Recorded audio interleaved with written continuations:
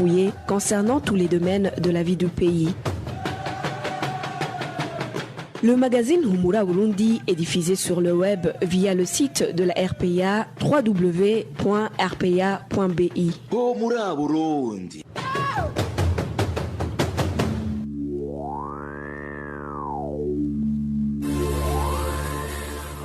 Bonsoir à toutes et à tous et bienvenue au magazine Humura Burundi et sans tarder les principaux titres. Inquiétude chez les déplacés du village de la paix de Utaganzwa d'être expulsés de ce village. Des inquiétudes fondées sur les menaces proférées par les autorités administratives. Apparition d'une maladie aux symptômes similaires à ceux de l'ulcère de Buruli dans la province de Muyinga. Vous allez le suivre dans ce journal.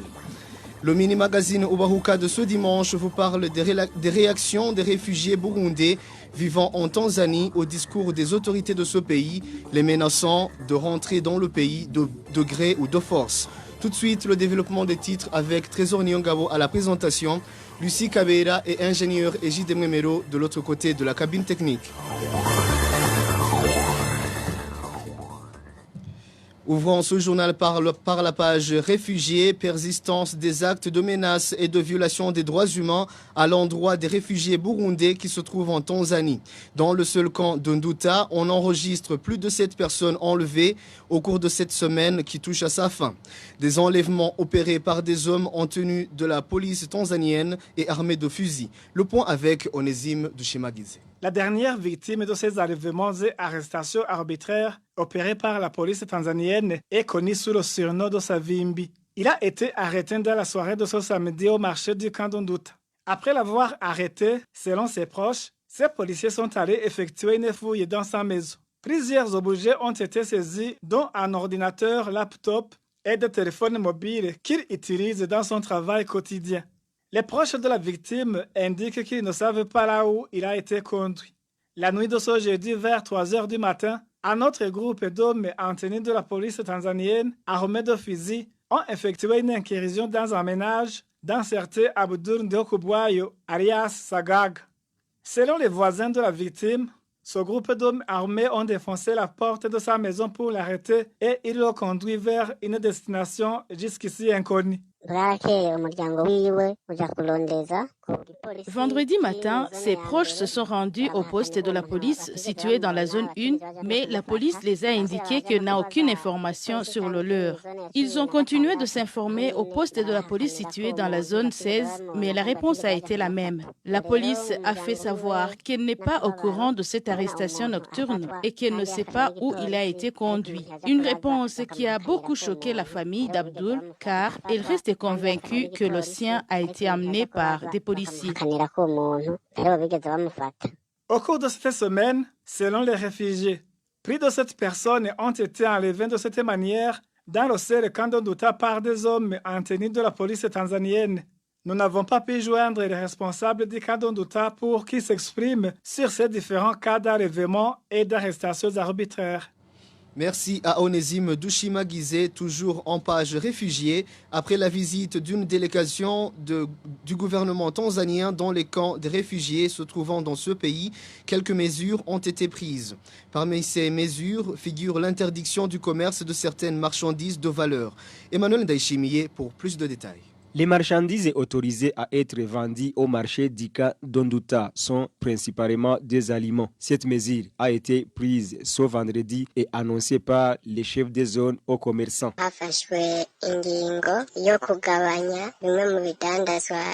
La mesure d'autoriser certaines marchandises au petit marché situé en zone 5 a été prise. À l'endroit qui abritait le grand marché du camp d'Nduta, on y vendait quelques marchandises comme des amarantes, des tomates, des choux, des aubergines, du manioc, du riz et du haricot. Au début du mois de novembre 2019, le marché d'Nduta avait été fermé puis détruit. Mais certains réfugiés de ce camp ont continué de faire le petit commerce. Ces réfugiés demandent aux responsables de ce camp d'autoriser le commerce des autres articles. Le camp d'Nduta abrite plus de 73 000 réfugiés burundais, selon le rapport du Haut Commissariat pour les réfugiés du 31 mai 2020. Emmanuel Ndaishimiye, quittons les réfugiés un instant et parlons des déplacés. Les déplacés du village de la Paix de la commune Butaganzwa en province Ruyigi craignent d'être expulsés de leur maison par les autorités communales.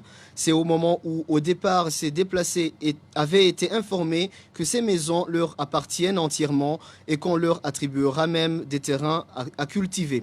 Les détails avec Balthazar Miburu. Ce village de la Paix est situé sur la colline Nyakiga, en commune Butaganzwa de la province Ruyigi. Un village habité par des déplacés internes et les rapatriés en provenance de la Tanzanie. Comme le témoignent les habitants de ce village, à leur octroyer les parcelles dans ce village, ils avaient été mis au courant que les maisons qui s'y trouvent leur appartiennent d'office. En plus, qu'ils auront même d'autres terrains à cultiver. Mais ce qui n'a pas été le cas, déplore-t-il. Pour le moment, les autorités communales nous font comprendre qu'on nous avait plutôt prêté cet endroit, contrairement à ce qu'ils nous avaient dit lors de l'attribution de ce terrain. Ils nous avaient dit que nous allons y habiter sans délai limite. Ils avaient souligné que chacun déménagera de sa propre volonté. Et ceux qui n'ont nulle part où y aller avaient été signifiés qu'ils vont y rester aussi longtemps qu'ils le veulent. Ces déplacés et rapatriés indiquent qu'ils ont attendu les titres de propriété, mais en vain. Actuellement, ils sont sous menace d'être chassés de ce village. Jusqu'aujourd'hui, ils n'ont pas accompli leurs promesses. Nous n'avons pas eu les papiers pour les parcelles, encore moins ceux des maisons. Par contre, ils menacent de nous exproprier de ces terrains et ainsi déménager ailleurs. Le responsable du parti CNDD-FDD et les autorités administratives locales sont pointés du doigt dans ces menaces. Ces derniers leur disent qu'à défaut d'adhérer au parti CNDD-FDD, ils seront sans doute chassés de ses propriétés. À ce propos, la rédaction de la RPA a contacté Fabien Ukamazina, administrateur de la commune Butaganzwa, mais il n'a pas décroché son téléphone. Balthazar Miburo, mettre ensemble les déplacés des différentes ethnies est une activité qui avait été faite dans le but de renforcer la cohabitation pacifique et garantir le développement social, indique Frédéric Bamvuginyumvira, qui a présidé la Commission nationale de réinsertion et de réhabilitation des sinistrés, CNRS son sigle. Pour lui, chasser les déplacés du village de la Paix en commune Butaganzwa ne résout aucun problème et ne véhicule aucun intérêt public. Frédéric Bamvuginyumvira.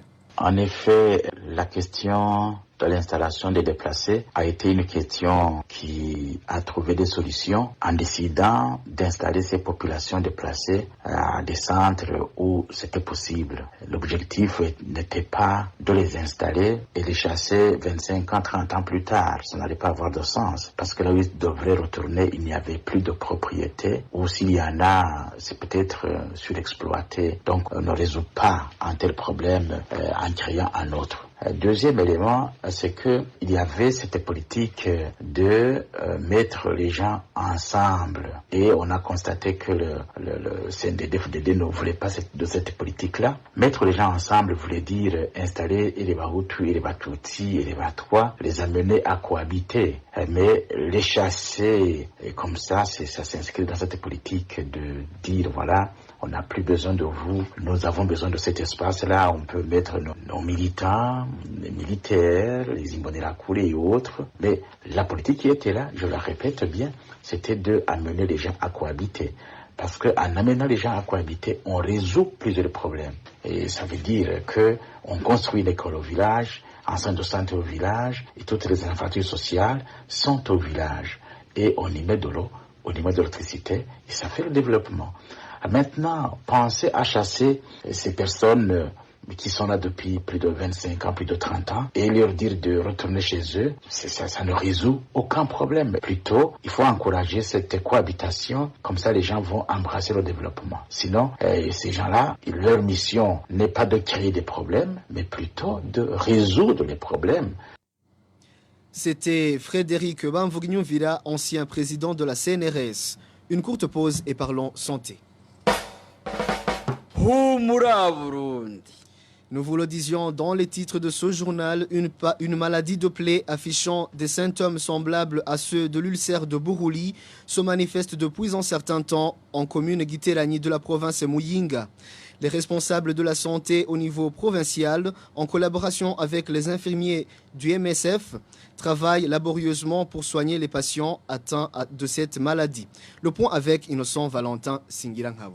Selon notre source en commune Giterani de la province Muyinga, cette maladie de plaie s'est manifestée dans cette commune il y a bientôt 5 mois. Les infirmiers du centre de santé de Giterani affirment qu'ils accueillent au moins un effectif de plus de 200 patients par jour. Ainsi donc, les experts de l'organisation Médecins sans frontières, en collaboration avec les infirmiers provinciaux, ont installé des tentes au centre de santé comme lieu d'accueil et de traitement. Un traitement effectué à l'aide des antibiotiques. Notre source à Giterani révèle que les experts de l'ONG Médecins sans frontières ont prélevé des échantillons pour les envoyer à Bujumbura. Selon la même source, les tests qui ont été faits devraient par la suite être envoyés en Ouganda dans des laboratoires adaptés afin de confirmer qu'il s'agit de l'ulcère de Buruli. Une opération qui n'a pas été pourtant réalisée suite à la pandémie Covid-19.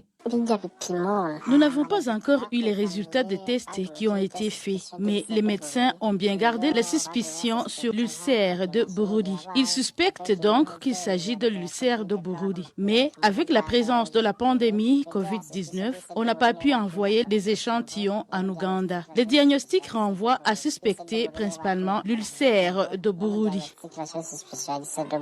Quant à notre source, parmi les experts du MSF, il traite cette maladie de plaie en associant l'antibiotique rifampicine à celui de clarithromycine, puisque, souligne-t-elle, les mêmes antibiotiques ont été utilisés en commune Butihinda et ont été efficaces. À ce propos, nous avons essayé de joindre Dr Safari Rugirashebouja, directeur du district sanitaire de Giterani, mais il n'a pas répondu à notre appel. Merci à toi, Innocent Valentin Singiranghabo. Le Burundi pourrait enregistrer d'énormes pertes s'il est exclu des membres de la communauté est-africaine, indique Faustin Ndikumana, qui suit de près l'économie du Burundi. Pour lui, l'EAC est l'une des communautés qui restent debout dans la région, surtout dans le domaine commercial. Une fois exclu de ses pays membres, le Burundi sera isolé et sans appui de l'EAC dans la région. Suivez l'économiste Faustin Ndikumana. Quand on est membre d'une organisation comme l'East African Community, d'abord il y a un marché de gains services, un marché d'exportation pour les opérateurs économiques burundais avec un pouvoir d'achat des Burundais. Et c'est un marché de 130 millions d'habitants aussi quelqu'un veut travailler au niveau même des exportations. Deuxièmement, l'approvisionnement des biens services, certains biens, suite à la restriction des droits de douane dans le cadre de l'union douanière, permet à ce que certaines marchandises qui viennent de ces pays, leur prix soit réduit suite à la suppression de ces droits de douane dans le cadre de l'union douanière. Troisièmement, c'est le mouvement de personnes avec la citoyenneté de l'East African Community qui s'offre dans l'avenir. Vous voyez, quand on est à l'aéroport dans ces pays de l'East African Community, on dit citoyen membre de l'East African Community. Ça veut dire qu'il y a certains avantages. Si le projet de Burundi est un pays enclavé, il doit toujours négocier dans le cadre des corridors nord et corridor centre,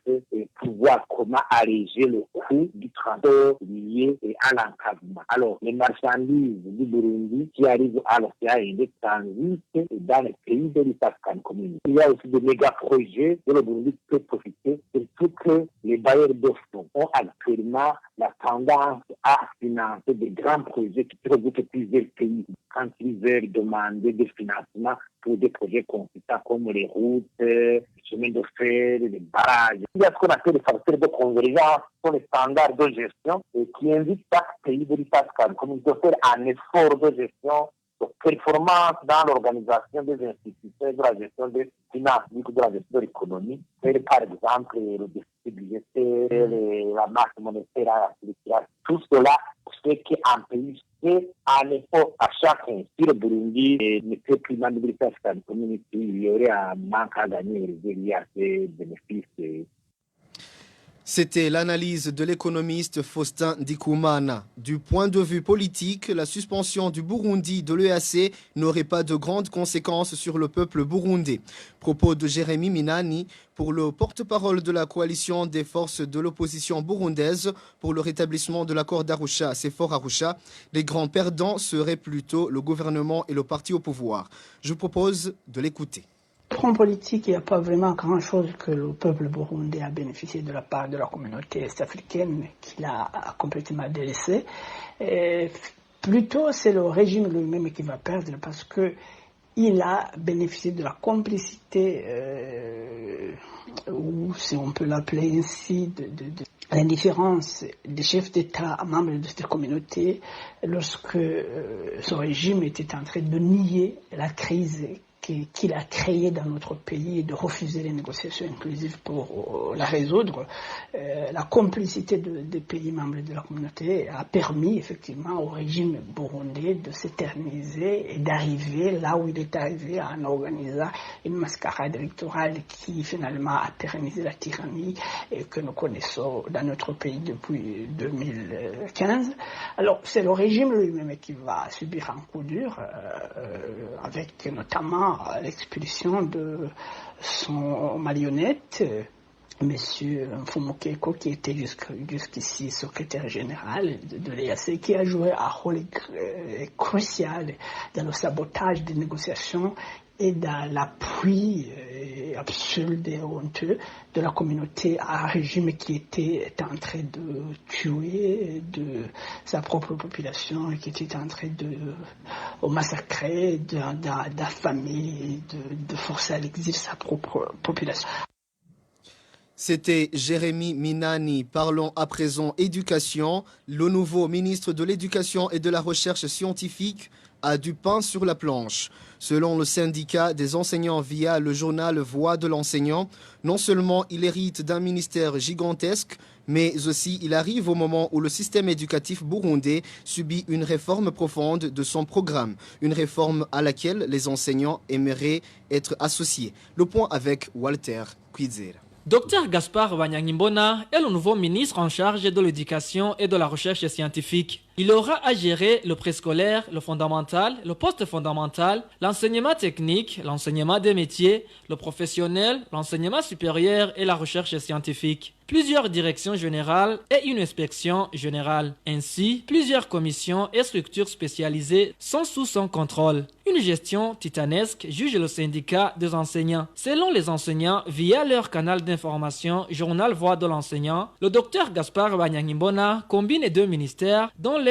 est d'une gestion complexe. C'est celui de l'éducation, de la formation technique et professionnelle qui était sous la direction de Janvière Ndirahisha. Cette partie du vaste ministère sous la roulette de Dr Gaspard Banyangimbona qui subit une réforme profonde de son programme, selon le syndicat des enseignants, le fondamental a commencé au sommet, c'est-à-dire au cycle 4 qui comprend la 7e, 8e et la 9e, indique le syndicat. Aujourd'hui, selon les syndicalistes, les concepteurs des programmes s'attellent à retoucher les programmes des autres cycles pour le compte de ce qu'on appelait dans le temps le cycle primaire. Le syndicat, via le journal Voix de l'enseignant, fait remarquer que dès le début de la réforme, il y a eu tâtonnement et tergiversation pour en faire arriver à ce qui est en train d'être enseigné aujourd'hui. Au niveau du poste fondamental, ajoutent les syndicalistes, pour l'ancien cycle supérieur du secondaire, les concepteurs ont déjà mis en place des livres pour enseignants et pour les élèves. Le syndicat regrette cependant que des enseignants soient appelés à mettre en application des programmes arrêtés par les décideurs politiques. Ainsi donc, ils sont mal à l'aise lorsqu'ils ne sont pas suffisamment associés, font savoir les syndicalistes. Ils trouvent que le fait de les écarter n'augure en rien de bon. Toutefois, ils osent espérer que le nouveau ministre va changer de comportement pour les associer dans différentes activités du ministère de l'Éducation et de la Recherche. Il faut associer tous les partenaires en commençant par ceux qui mettent en pratique les programmes conçus. Sinon, ignorer le meilleur pilier, la pierre angulaire qu'est l'enseignant, ce serait toujours faire un chemin à sens unique, déclarent les syndicalistes pour conclure.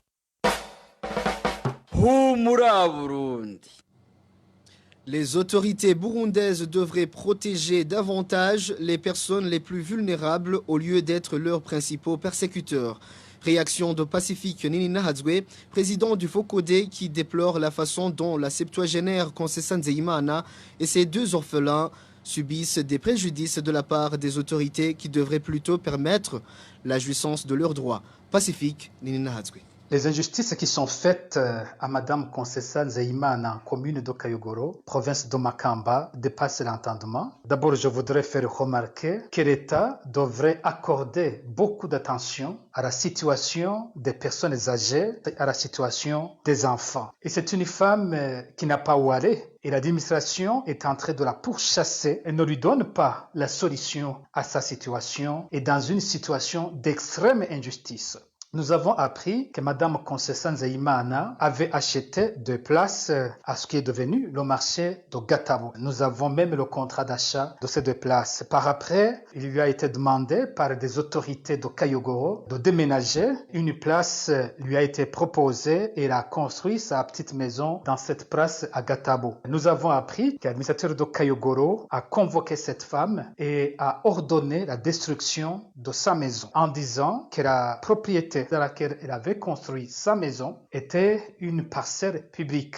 Par force, la maison a été détruite. Madame Concessa Nzeyimana a même été détenue de manière illégale et inhumaine, indigne. On nous a dit qu'elle était détenue dans une toilette à Kayogoro. Par après, elle a été détenue avec ses enfants. Nous avons appris que suite à ces maltraitances, Madame Concessa et ses 2 orphelins ont été hospitalisés. Et lorsqu'elle est revenue de l'hôpital, on nous a dit qu'on lui avait volé les tôles de la maison. Madame Concessa Nzeyimana s'est adressée au bureau de l'ombudsman à Makamba. Et le bureau de l'ombudsman n'a pas résolu sa situation, mais plutôt le bureau a soutenu l'administration qui est très injuste. Pacifique Ninina Hadzwe interpelle plutôt les hautes autorités à prendre en main ce dossier puisqu'ils sont tenus à œuvrer pour le bien-être de tous les citoyens et surtout les vulnérables.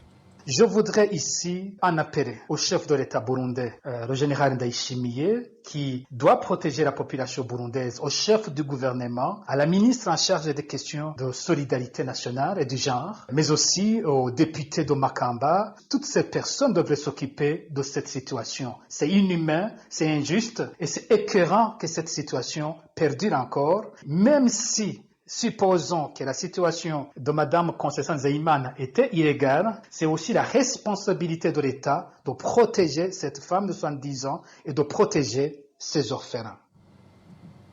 Pacifique Ninina Hadzwe, chapitre justice de ce journal, détention depuis 8 mois et 15 jours des 4 journalistes du groupe de presse Iwachu à la prison centrale de Bubanza. Le tribunal de grande instance de Bubanza et la cour d'appel de Nahangwa les ont condamnés à un emprisonnement de 2 ans et demi ainsi qu'au paiement d'une amende d'1 million chacun.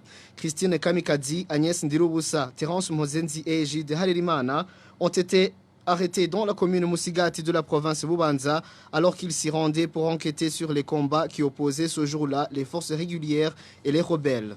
Ces journalistes ont été condamnés pour tentative impossible de complicité à l'atteinte de la sécurité intérieure de l'État. Le groupe de presse Iwachu compte porter l'affaire devant la Cour suprême. Et pour clore ce journal, dans la rubrique Ubahuka de ce dimanche, nous allons revenir sur les différents discours des autorités tanzaniennes qui obligent les réfugiés burundais à rentrer de leur gré et à défaut de force, ainsi que les réactions de ces réfugiés. La rubrique Ubahuka vous est présentée par Clovis Nyonzima.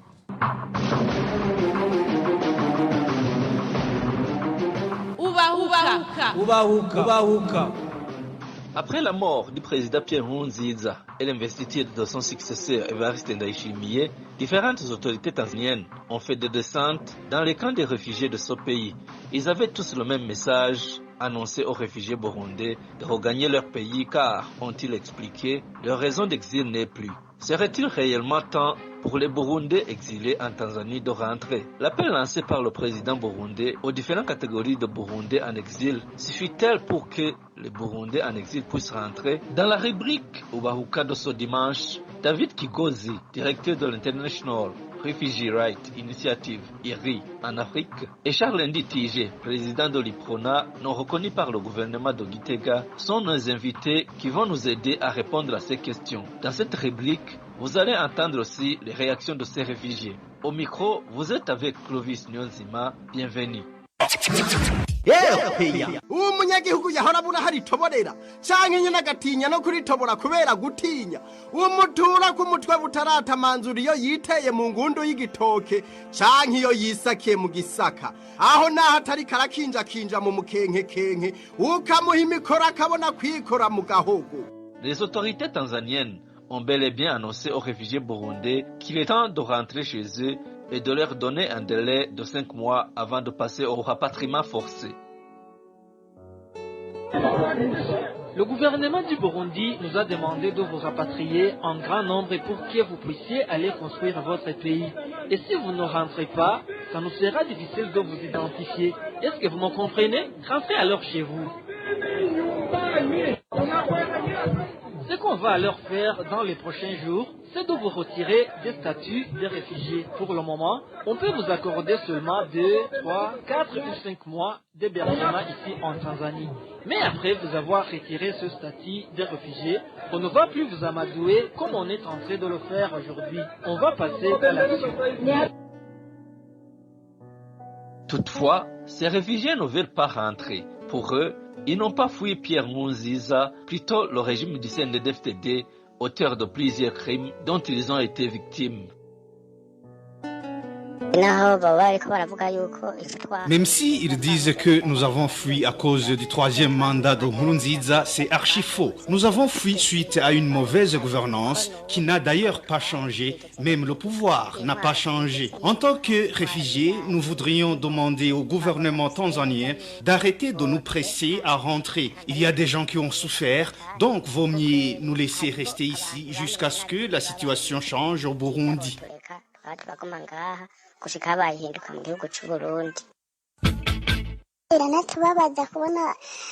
Et d'ailleurs, nous sommes en colère de recevoir des dirigeants tanzaniens qui viennent toujours dans les camps pour nous obliger de rentrer, alors que la cause qui nous a poussés à fuir est encore là. Au fait, nous avons fui la mauvaise gouvernance du régime CNDD-FDD qui maltraite les opposants politiques. Même le nouveau gouvernement n'inspire pas confiance. Nous craignons plutôt que le pire pourrait se produire. twebwe impunzi zo mu nkambi ya Nduta turiko turabiraba kuva ku rwego rw'umukuru w'igihugu bose igisirikare gusa kandi amapete akomako. Nous, les réfugiés du camp d'Nduta, nous trouvons que le gouvernement mis en place au Burundi n'inspire pas confiance. Il est difficile de penser au rapatriement dans un pays dirigé par un président et d'autres autorités militaires au grade supérieur. Autre chose, dans ce gouvernement, il y a un ministre qui fut responsable de la Ligue des jeunes Imbonerakure. Vous sous-entendez que nous avons peur de retourner au pays.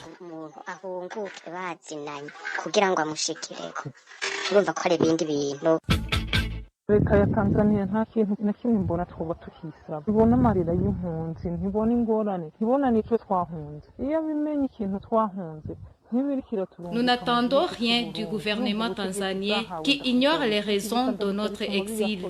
Ce n'est pas compréhensible qu'il continue à nous menacer de rentrer dans ces pays dont Ndakugarika et Bunyoni sont des décideurs. Ce serait un suicide car nous nous souvenons de quoi ils sont capables. Pour le moment, nous aimerions être délocalisés. C'est du moins ce que nous demandons au HCR et à l'ONU.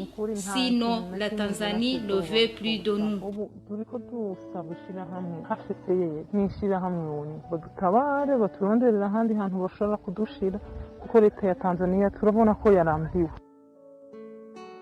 Selon le politicien Charles Tige, il est encore tôt pour ces réfugiés de rentrer.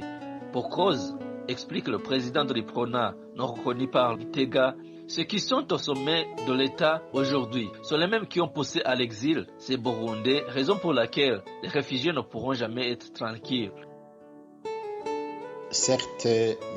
Pierre Nkurunziza vient de disparaître, mais rien ne change fondamentalement par rapport à la situation politique et sécuritaire qui prévaut au Burundi, parce que le système CNDD-FDD reste totalement en place. Si vous regardez la composition du nouveau gouvernement. C'est un gouvernement qui se militarise, où on constate que les ténors du pouvoir sont des généraux qui se sont rendus coupables de crimes, d'exactions diverses. Quand les manifestations pacifiques contre le troisième mandat illégal et illégitime de M. Nkurunziza ont débuté, parce que contraire à la Constitution et à l'accord d'Arusha, et ici j'ai nommé l'actuel Premier ministre, le général Alain Guillaume Bunyoni, qui dirigeait la police à l'époque, qui donnait les ordres pour tuer, pour traquer, pour assassiner, pour emprisonner, exercer des exactions diverses sur les manifestants pacifiques. À cela, il faut ajouter le nouveau super ministre Gervais Ndirakobucha, qu'on surnomme à juste titre Ndakugarika, et ce qui en dit long, qui est aujourd'hui chargé de la sécurité publique. Et ces personnalités ont créé un flot de réfugiés. Vous savez que c'est à partir de ces manifestations que plus de 500 000 personnes ont pris le chemin de l'exil, parmi lesquels se trouvent des leaders politiques, des leaders de la société civile et des leaders des médias. Donc les mêmes causes produisant les mêmes effets. Comment pourrait-on espérer que ces gens-là qui sont propulsés au plus haut niveau de l'État puissent assurer les réfugiés pour qu'ils puissent rentrer? J'oubliais d'ailleurs... David Kigozi, directeur de l'IRI, indique pour sa part que le rapatriement volontaire des réfugiés est non seulement une des solutions durables, mais qu'elle est parmi les 3 solutions bien reconnues au niveau international. L'OHR, la Tanzanie et le Burundi ont signé un accord tripartite en 2017 à cet effet, et depuis ce temps-là, les retours sont en cours. Entre septembre 2017 et mars 2020, plus de 80 000 réfugiés burundais ont été rapatriés de la Tanzanie au Burundi, et ça va probablement continuer. En effet, le rapatriement volontaire des réfugiés est une des 3 solutions durables bien reconnues au niveau international. Au sujet des fonctionnaires tanzaniens qui se sont rendus ce lundi au camp des réfugiés de Nyarugusu et qui ont déclaré aux réfugiés burundais qu'ils devaient rentrer chez eux parce que la paix et la stabilité y règnent actuellement, surtout après les élections, je dirais ceci. Un mécanisme permettant aux réfugiés burundais en Tanzanie d'effectuer des visites d'évaluation au Burundi pour établir les faits et faire rapport de manière indépendante à leurs compatriotes restés dans les camps tanzaniens pour les aider à prendre des décisions serait vivement soutenu. De sa part, j'espère que le gouvernement burundais va renforcer une culture respectueuse des droits de l'homme et stimuler le développement en mettant l'accent sur le retour des réfugiés burundais. Il serait bien d'élaborer une planification intégrée en vue de préparer le retour des réfugiés dans le cadre du nouveau régime politique. Dans ses différents discours depuis son investiture, le président Évariste Ndayishimiye ne manque jamais d'appeler les Burundais en exil à regagner leur pays natal. À ce propos, Charles Ndy Tige parle de discours ironiques en rapport avec les réfugiés et de rappeler que les différentes conventions internationales interdisent le rapatriement forcé des réfugiés. Quand vous écoutez ce qu'il dit à propos des réfugiés et même sur les autres questions, il dit une chose et son contraire.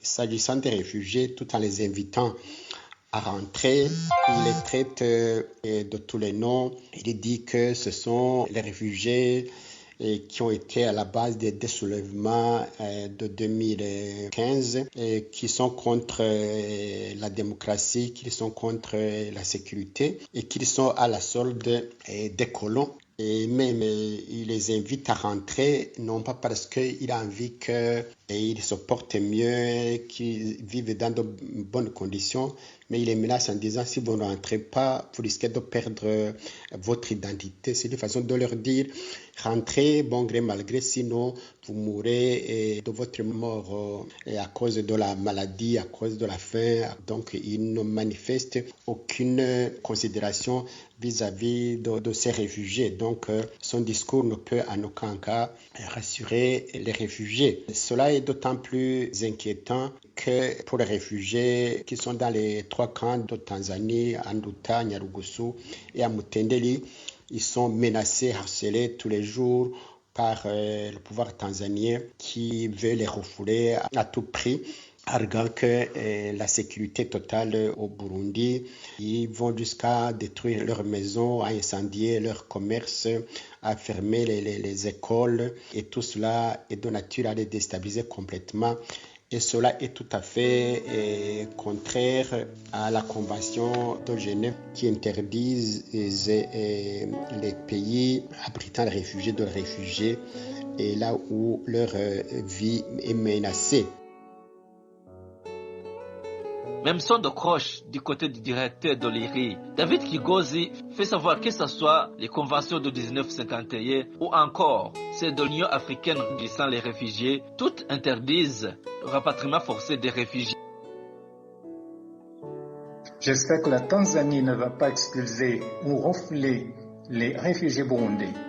Le droit et les coutumes internationales qui régissent les réfugiés dans les pays d'accueil sont très clairs. La Convention de 1951 ou la Convention de Genève de l'ONU relative au statut des réfugiés interdit les expulsions et les refoulements des réfugiés dans leurs articles 32 et 33 respectivement.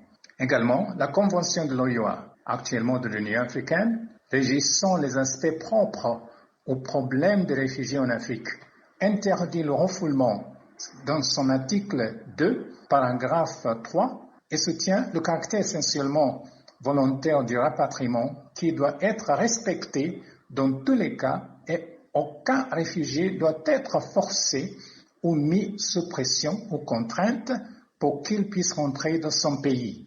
Aucun réfugié ne peut être rapatrié contre sa volonté. Sinon, j'apprécie le bon exemple de la Tanzanie parmi beaucoup de pays africains qui a traditionnellement accueilli des milliers de réfugiés burundais en naturalisant quelques-uns et en gardant les autres pendant de longues années. C'est par ici donc que nous clôturons la rubrique Uwaruka de ce dimanche 4 juillet 2020 qui était centrée sur les discours tenus par les autorités tanzaniennes obligeant les réfugiés burundais de retourner au pays et l'appel du président aux réfugiés de rentrer dans le pays. Comme vous l'avez entendu, nos intervenants se sont exprimés là-dessus. Merci aux invités. Merci à vous aussi qui nous suivez. Au revoir et à la prochaine.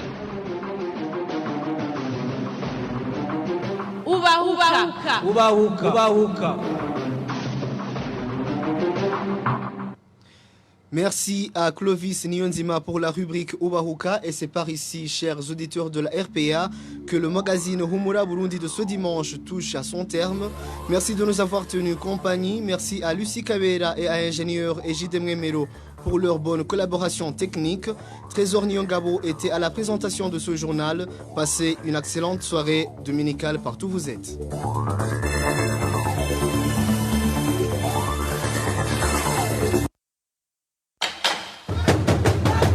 C'était le magazine Humura Burundi.